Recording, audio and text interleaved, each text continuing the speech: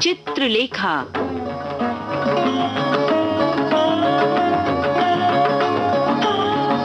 कोरी कथा नहीं, भगवती चरण वर्मा की लेखनी का मानव चिंतन को एक दिशा निर्देश। चित्रलेखा।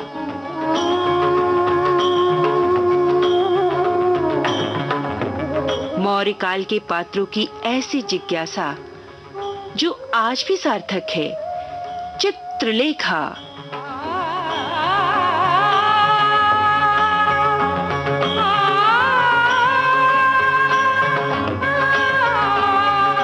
पिछली कड़ी में श्वेतांग और यशोधरा के बीच प्रवाहित रसधारा को भांपकर बीजगुप्त ने कहा था, यही जीवन है।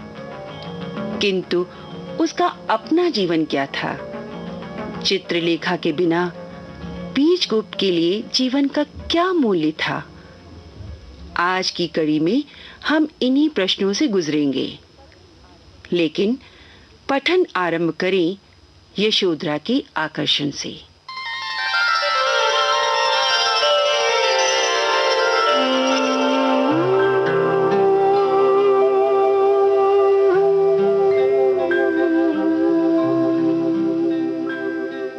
यशोधरा में आकर्षण भी था। वो आकर्षण कितना सुंदर, कितना मधुर और कितना जीवनहीन। यशोधरा के पास बैठकर मनुष्य पवित्रता को देख सकता था, पवित्रता को प्राप्त कर सकता था और पवित्र हो सकता था। फिर भी बीजगुप्त को सुख न था, उसको प्रसन्नता न थी। यशोधरा के व्यक्तित्व में उसने एक ऐसे वातावरण का अनुभव किया जिसका वो अभ्यस्त न था। यशोधरा की अभेद्य गंभीरता में जीवन की एक मौन पहेली छिपी थी। उसके स्पष्ट, निश्चल तथा कवित्वहीन वार्तालाप में उस साधना का समावेश था जिसका बीजगुप्त केवल आदर कर सकता था, जिसको अपना नहीं सकता था। यौवन हलचल चाहता है, पग पग पर वो कठिनाइयों को ढूंढता है और अपनाता भी है। यौवन अपना अस्तित्व स्पष्ट रखने का पक्षपाती है। अपने व्यक्तित्व को वो कहीं मिटाना नहीं चाहता, वो उसे कहीं पीछे भी नहीं फेंकना चाहता। साथ ही यौवन अपने जीवन में केवल उस व्यक्ति को चाहता है जो स्पष्ट हो, प्रभावशाली हो। कई भिन्न भिन्न शक्तियों के संगठित होकर एक हो जाने को ही क्रांति कहते हैं, पर वहां पर उन शक्तियों का केवल संगठन ही होता है। वे शक्तियां पृथक होती हैं, किसी भी समय उनका पार्थक्य अनुभव किया जा सकता है। इसीलिए बीजगुप्त के हृदय में यशोधरा की स्मृति एक भय मिश्रित सुख, एक भ्रम मिश्रित अनुराग, एक जीवनहीन प्रेम के रूप में थी।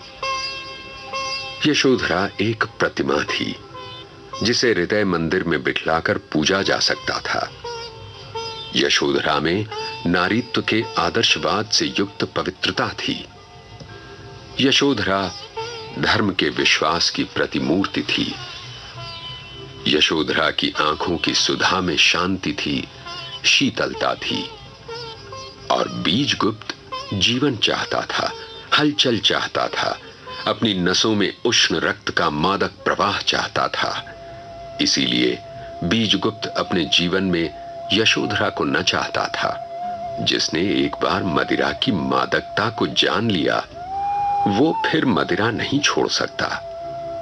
बीजगुप्त चित्रलेखा से प्रेम करता था। चित्रलेखा को छोड़ देना उसके लिए असंभव था। जिस समय बीजगुप्त अपने भवन पहुंचा, उसे चित्रलेखा का पत्र मिला। पत्र सादा था, छोटा था, पर उस छोटे से पत्र में जीवन की एक लंबी कहानी थी। मनोविज्ञान का एक संपूर्ण ग्रंथ था। पत्र इस प्रकार था। पूज्य, आज वो करने जा रही हूं जिसकी कभी आशा तक न की थी। मैंने तुमसे प्रेम किया है और अब भी करती हूं। प्रेम में त्याग की आवश्यकता होती है, उसी त्याग को कर रही हूं। मैंने तुम्हारे जीवन को निरर्थक बना दिया था। एक योग्य पुरुष को मेरे प्रेम ने कर्तव्य से विमुख कर दिया था। उसका प्रतिकार करने जा रही हूं। मैंने अब भोग विलास को तिलांजलि देकर संयम को अपनाना ही उचित समझा और इसलिए मैं योगी कुमार गिरि से दीक्षा ले रही हूं। तुम्हें विवाह करना ही होगा, यदि अपने लिए नहीं तो मेरे अनुरोध से। मेरे रहते हुए तुम अपना विवाह ना करोगे, ये मैं जानती हूं, इसलिए तुमसे अलग होना पड़ रहा है। रही मैं विधवा थी। प्रेमवश मैं कर्तव्य भ्रष्ट हुई। एक बार फिर अपना कर्तव्य पालन करूंगी। वैधव्य के संयम का पालन करने का प्रयत्न करूंगी। तुम्हारी चित्रलेखा। बीजगुप्त ने पत्र पढ़ा। पढ़ते पढ़ते उसके हाथ कांपने लगे। उसका मुख पीला पड़ गया। उसका हृदय धड़कने लगा। उसने पत्र श्वेतांग को दे दिया और अपना मुख ढककर वो अपने शयन गृह में चला गया। जिस बात के होने का बीजगुप्त को भय था वो हो ही गई। चित्रलेखा और कुमार गिरि, कितना विचित्र योग था। बीजगुप्त कह उठा,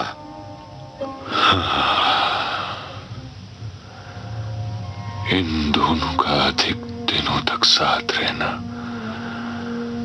असंभव है, असंभव है। पर इससे होता क्या था? संभव अथवा असंभव, बीजगुप्त को इससे क्या प्रयोजन था? बीजगुप्त के सामने यह प्रश्न था कि चित्रलेखा कुमार गिरि की ओर क्यों आकर्षित हुई। क्या प्रेम इसी को कहते हैं? क्या आत्मा का संबंध भी अस्थायी होता है? क्या चित्रलेखा का यह वाक्य ठीक था? आत्मा का संबंध अनादि नहीं है बीजगुप्त। पर यही बात कब निश्चित थी कि चित्रलेखा ने बीजगुप्त से प्रेम करना छोड़ दिया था? पत्र तो ये न कहता था। पत्र कुछ दूसरी ही कथा कहता था। वो कहता था कि चित्रलेखा ने प्रेम के सर्वोच्च आदर्श त्याग तथा आत्म बलिदान को अपनाया है। चित्रलेखा ने बीजगुप्त को छोड़ा, बीजगुप्त को सुखी बनाने के लिए। बीजगुप्त का हृदय चित्रलेखा पर उसके अविश्वास को धिक्कारने लगा। चित्रलेखा देवी थी, पर उसने भूल की, भयानक भूल की। बीजगुप्त के जीवन को सुखी न बनाकर उसने जीवन को दुखी बना दिया था। बीजगुप्त के लिए विवाह करना असंभव था। वो केवल एक स्त्री से प्रेम करता था, वो चित्रलेखा थी। और विवाह और प्रेम में गहरा संबंध है।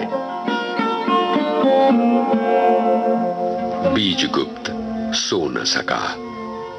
वो उठा। उस समय अर्धरात्रि बीत चुकी थी। वो अपने भवन के बाहर निकला और कुमार गिरि की कुटी की ओर पैदल ही चल दिया। कुमार गिरि की कुटी में प्रकाश हो रहा था। कुमार गिरि अपने आसन पर ध्यानावस्थित बैठे थे। चित्रलेखा एक कोने में कुशासन पर पड़ी सो रही थी। बीजगुप्त ने चित्रलेखा को वैभव की चमक में देखा था, शांति की छाया में नहीं। इस बार उसने नर्तकी को शांति की छाया में देखा।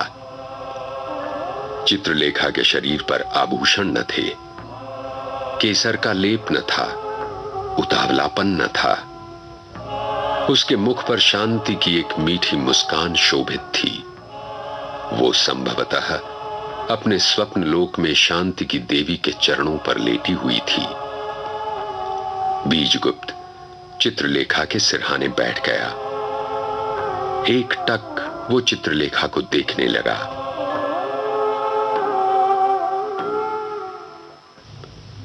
प्रातः हो गया। कुमारगिरी ने समाधि तोड़ी और चित्रलेखा ने अपने नेत्र खोले। दोनों ने एक साथ ही बीजगुप्त को देखा और दोनों एक साथ कह उठे, अरे बीजगुप्त! बीजगुप्त! चित्रलेखा! बीजगुप्त! चित्रलेखा, क्या तुमने निर्णय कर लिया?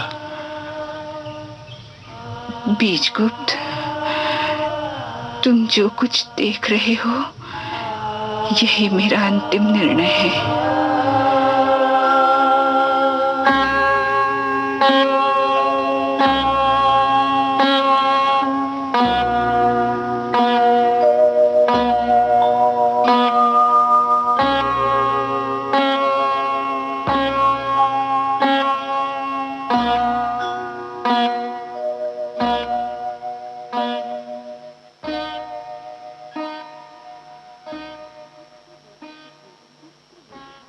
चित्रलेखा योगी कुमारगिरी की कुटी में एक कुशासन पर जोगन के रूप में, और अब इसी रूप में रहना उसका निर्णय है।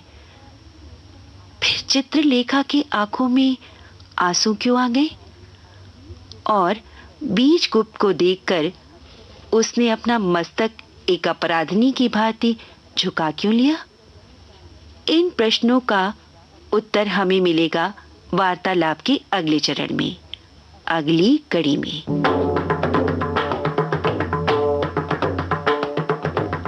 आज की कड़ी में भावुक प्रेमी बीजगुप्त बने थे कमल शर्मा और जोगन चित्रलेखा थी दिशी दुग्गल। सूत्रधार का काम कर रहे हैं हरीश भीमाणी।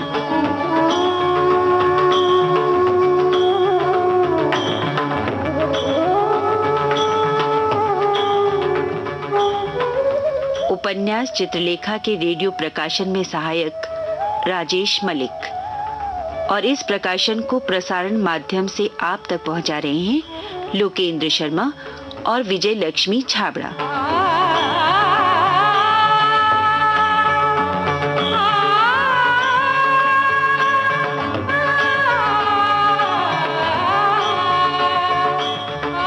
अब बीनू कलसी का नमस्कार, अगली कड़ी तक।